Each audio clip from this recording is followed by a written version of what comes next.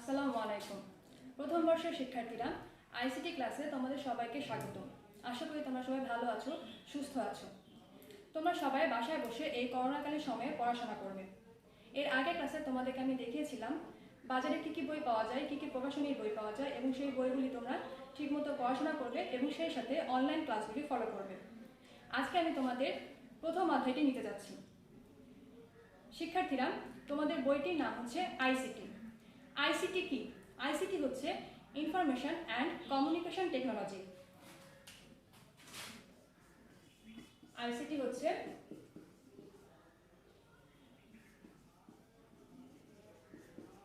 Information and communication technology.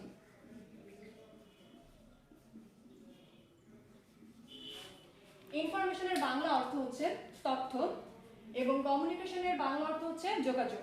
Technology হচ্ছে প্রযুক্তি, তথ্য ও যোগাযোগ প্রযুক্তি। তোমাদের বইটির নাম হচ্ছে তথ্য ও যোগাযোগ প্রযুক্তি বা ICT, information and communication technology. এই অধ্যায়টির মধ্যে কতগুলো বিষয় খুবই গুরুত্বপূর্ণ, সেগুলো নিয়ে আজকে আমরা আলোচনা করব। প্রথমে রয়েছে গ্লোবাল ভিলেজ বা বিশ্বগ্রাম। গ্লোবাল ভিলেজ কি?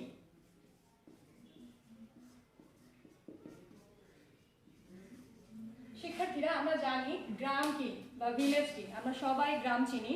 একটি গ্রামে যত মানুষ বাস করে তারা সবাই পরিচিত, সবাই একে একজনকে চিনে এবং সবাই সবাইকে জানে এবং সবার সাথে সবার যোগাযোগ খুব দ্রুত রক্ষা করা সম্ভব হয়। ঠিক এই জিনিসটাই গ্লোবাল ভিলেজ বা বিশ্বগ্রামের মধ্যে উঠে এসেছে। বর্তমানে পৃথিবীতে যত মানুষ আছে সবাই সবার সঙ্গে কানেক্টেড শুধুমাত্র আইসিটির কল্যাণে, অর্থাৎ এই মোবাইল নেটওয়ার্কিং এর জন্য প্রত্যেকটি মানুষের সঙ্গে যোগাযোগ করতে পারে। যে কোনো সময়, যে কোনো জায়গায়, যত দূরত্বেই হোক, যে কোনো ধরনের ইনফরমেশন খুবই দ্রুত পরিমাণে পাঠিয়ে দিতে পারে। এই জন্য এই যে সবার সঙ্গে সবার কানেকশন, এই জন্য এটাকে বলা হচ্ছে গ্লোবাল ভিলেজ। এর পরের টপিকটি হচ্ছে আইসিটির ক্ষেত্র। টেকনোলজির যে এরিয়াটি আছে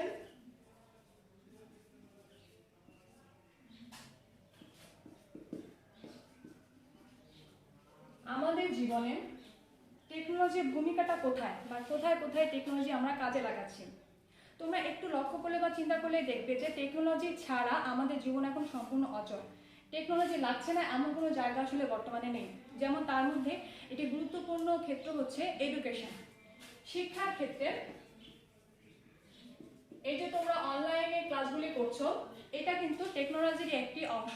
যদি টেকনোলজি না থাকতো তাহলে মোবাইল নেটওয়ার্কিং এর মাধ্যমে তোমরা কিন্তু এই অনলাইন ক্লাসগুলি করতে পারতে না। কাজেই টেকনোলজি খুবই বড় একটি ভূমিকা রয়েছে এই শিক্ষার ক্ষেত্রে। এছাড়াও যখন কোনো ধরনের ট্রেনিং তৈরি হয়, সেই ট্রেনিং এর ক্ষেত্রেও কিন্তু এই টেকনোলজির ভূমিকা খুবই গুরুত্বপূর্ণ। এরপরের ক্ষেত্রটি হচ্ছে ট্রিটমেন্ট বা মেডিকেল সায়েন্সের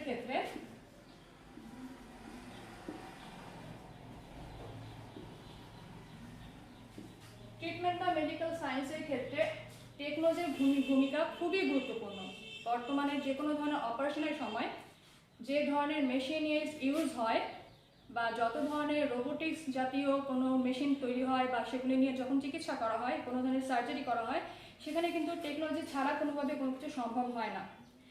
তোমরা এই অধ্যায়টি থেকে একটি গুরুত্বপূর্ণ টপিকস পড়বে, সেটি হচ্ছে ক্রায়ো সার্জারি। আমি লিখে দিচ্ছি।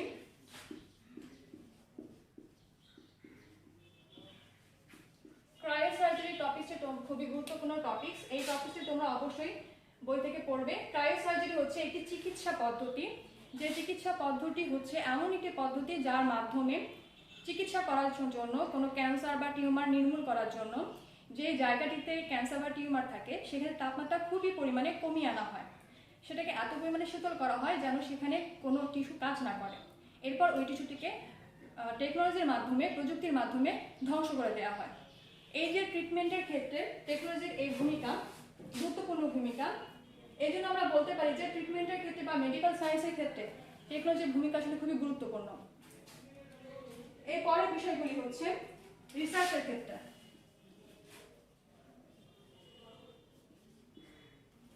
রিসার্চ বা গবেষণার ক্ষেত্রে টেকনোলজির ভূমিকা খুবই গুরুত্বপূর্ণ।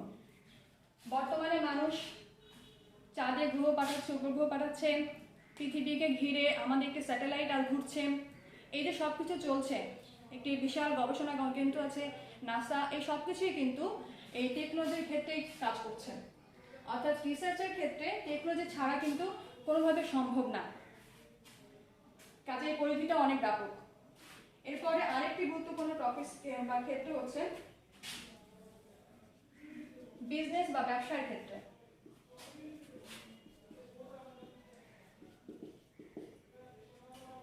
তোমরা হয়তো শুনে থাকবে শিক্ষার্থীরা যে এখন অনলাইন বিজনেস অনেক জনপ্রিয় একটি বিজনেস, অর্থাৎ মোবাইলের মাধ্যমে বা ইন্টারনেটের মাধ্যমে অনেকে এখন অনলাইন বিজনেস করে নিজেরা ভালোভাবে ইনকাম করছে, যা এই করোনাকালীন সময়ে খুব বেশি কাজেও লাগছে। এছাড়াও বিজনেসের ক্ষেত্রে কিন্তু টেকনোলজির ভূমিকা খুবই গুরুত্বপূর্ণ। যেমন আমরা যে ব্যাংকিং সিস্টেমটা ফলো করি, যে কোনো ব্যাংকিং সিস্টেম কিন্তু টেকনোলজি ছাড়া চলে না। কম্পিউটারে সব কিছু ডিসিশন থাকে, সেখানে একটি বড় ডাটাবেস থাকে, সেই ডাটাবেস থেকে অটোমেটিকভাবে সব কিছু সিস্টেম ওয়াইজ কন্ট্রোল করা হয়। যদি এই অটোমেটিকভাবে কন্ট্রোল করা না হতো তাহলে হিসাবে অনেক গড়বড় হতে পারত। কাজে এক্ষেত্রে আমরা বলতে পারি টেকনোলজি কিন্তু খুবই গুরুত্বপূর্ণ ভূমিকা পালন করছে বিজনেসের ক্ষেত্রে। এরপর আরেকটি বিষয় হচ্ছে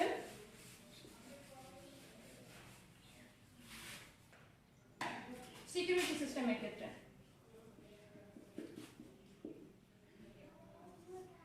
সিকিউরিটি সিস্টেমে টেকনোলজির ভূমিকা খুবই গুরুত্বপূর্ণ। সিকিউরিটি সিস্টেমের ক্ষেত্রে টেকনোলজির ভূমিকা খুবই গুরুত্বপূর্ণ। আমরা বর্তমানে যে কোনো অফিস আদালতে বা যে কোনো মেডিকেলে বা যে কোনো জায়গায় যখন তোমাদের অ্যাটেন্ডেন্স শিফট বা অ্যাটেন্ডেন্সটি নেওয়া হয়, এটা কিন্তু এখন বর্তমানে কম্পিউটারাইজড করা হয়েছে, যেখানে বায়োমেট্রিক সিস্টেমের মাধ্যমে অ্যাটেন্ডেন্স রাখা হয় বা অটোমেটিক অ্যালার্মিং সিস্টেমের মাধ্যমে বাসা, বাড়ি, অফিস এগুলোকে সুরক্ষা প্রদান করা হয়। এই সিস্টেমগুলির মধ্যে যে টপিকগুলি আসবে সেগুলি হচ্ছে বায়োমেট্রিক সিস্টেম,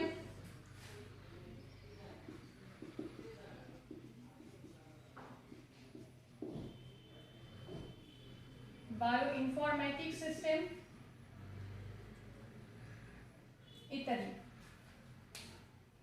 বায়োমেট্রিক সিস্টেমের মধ্যে যেটি পড়বে সেটি হচ্ছে মানুষের ডিএনএটা রিলেটেড থাকবে। অর্থাৎ তোমরা সবাই জানো শিক্ষার্থীরা, প্রতিটি মানুষের হাতের আঙ্গুলের ছাপ, চোখের রেটিনার ছাপ, এই ছাপগুলি কিন্তু কখনো কারোর সঙ্গে কারোটা মিলবে না, প্রতিটি মানুষেরই ভিন্ন।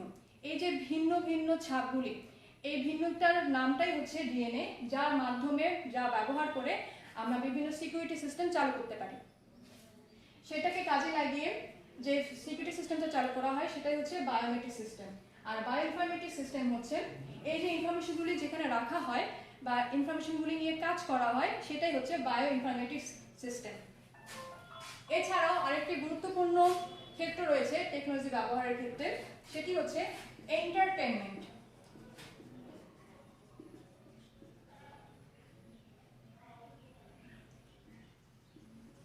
বা বিনোদন। শিক্ষার্থীরা, তোমরা যে সিনেমা দেখো বা গান শোনো বা যা কিছু আমরা বর্তমানে করি না কেন, অনলাইনে কিন্তু সবকিছু এখন করা যায় বা দেখা যায়। এই সবকিছু কিন্তু টেকনোলজির অন্তর্ভুক্ত। এছাড়াও আরো কিছু কাজ রয়েছে, যেমন গ্রাফিক্সের কাজ বা মাল্টিমিডিয়ার কাজ।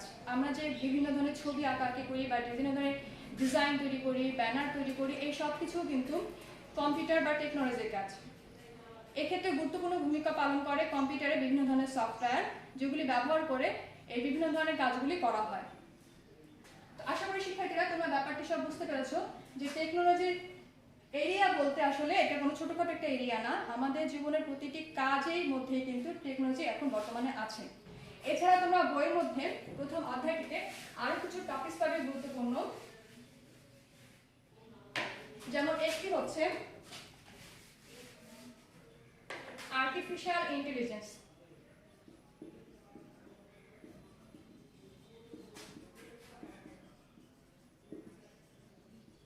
একটি হচ্ছে আর্টিফিশিয়াল ইন্টেলিজেন্স। ইন্টেলিজেন্স মানে বুদ্ধিমত্তা, আর্টিফিশিয়াল মানে নকল, অর্থাৎ কৃত্রিম বুদ্ধিমত্তা। রোবোটিক্সের যে সিস্টেমটি বা রোবোটিক্সের যে ব্যাপারটি সেটাকে বলা হয় আর্টিফিশিয়াল ইন্টেলিজেন্স, অর্থাৎ মানুষ তার নিজের বুদ্ধি বা নিজের ইনফরমেশন যখন একটি রোবটের মাধ্যমে দিয়ে রেখে কাজ করায় তখন সেটাকে বলা হচ্ছে আর্টিফিশিয়াল ইন্টেলিজেন্স। এটি আমরা কেন করি? এটা আমরা করি এই কারণে যে একটি রোবট একটি যন্ত্র বা মেশিন, তার ঘুমের দরকার হয় না, খাবারের দরকার হয় না, কাজেই আমরা আমাদের প্রয়োজনীয় কাজগুলি এই আর্টিফিশিয়াল ইন্টেলিজেন্সের মাধ্যমে বা একটি রোবোটিক্সের মাধ্যমে করে নিতে পারি এবং আমরা যে সময়টায় সেই কাজগুলি করব তাতে তো অনেক বেশি কম সময়ে দ্রুত গতিতে এই কাজগুলি আমরা করতে পারবো। এছাড়া আরেকটি গুরুত্বপূর্ণ টপিক হচ্ছে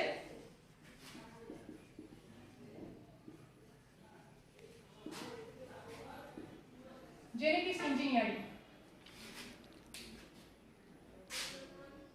প্রাণী জগতে যে জেনেটিক টিস্যুগুলি আছে বা জেনেটিক্স যে সিস্টেমগুলি আছে সেগুলি নিয়ে যে কাজগুলি করা হয় যে বিভাগের মধ্যে সেটাকে বলা হচ্ছে জেনেটিক ইঞ্জিনিয়ারিং। জেনেটিক ইঞ্জিনিয়ারিং ব্যবহার করে বর্তমানে অধিক পরিমাণে ফসল উৎপাদন, অনেক পুরনো বিলুপ্তপ্রায় কোনো প্রাণী বা উদ্ভিদ পুনরায় সেগুলোকে বড় করা বা জীবিত করার ব্যবস্থা, এই সব কিছু করা সম্ভব হচ্ছে শুধুমাত্র জেনেটিক ইঞ্জিনিয়ারিংয়ের মাধ্যমে। এটি একটি অবশ্যই টেকনোলজির অন্তর্ভুক্ত। এছাড়া আরো কিছু টপিকস রয়েছে যেমন রোবোটিক্স, তোমাদেরকে আগে বলেছি রোবোটিক্স। এছাড়া আছে ন্যানো টেকনোলজি,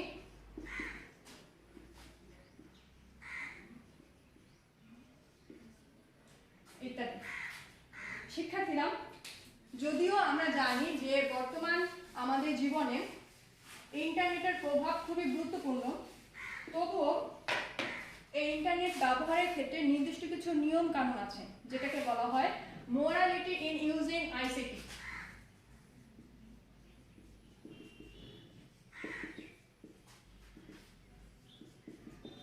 অর্থাৎ আমরা চাইলেই অনুমতি ছাড়া, পারমিশন না নিয়ে অন্য কারো কোনো লেখা, অন্য কারো গবেষণার কোনো তথ্য, অন্য কারো কোনো ছবি বা ভিডিও চাইলে আমরা নিজেদের নামে চালিয়ে দিতে পারি না বা নিজেরা সেটা ছড়িয়ে দিতে পারি না অনুমতি না নিয়ে।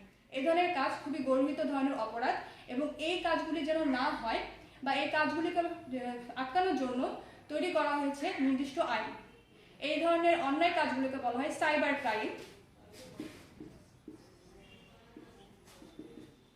আর সাইবার ক্রাইমের জন্য নির্দিষ্ট কিছু শাস্তিও রয়েছে।